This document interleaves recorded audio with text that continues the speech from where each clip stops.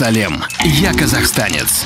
Я посвящаю этот ролик тем, кто хочет вбить гвоздь в единство моего народа.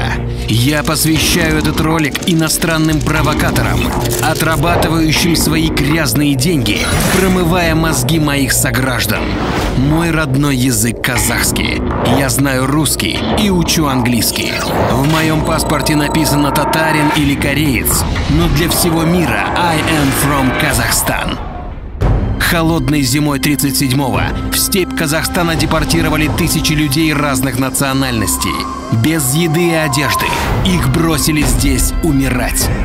Но сами измученные голодомором казахи согрели и накормили несчастных гостей.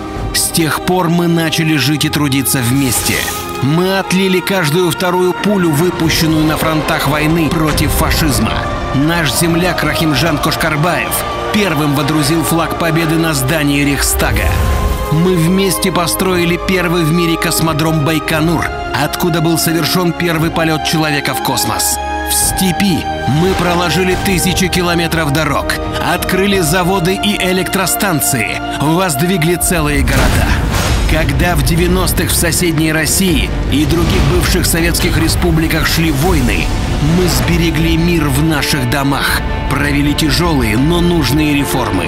Когда в Украине и Кыргызстане доведенные до отчаяния люди делали революции, мы развивали нашу экономику.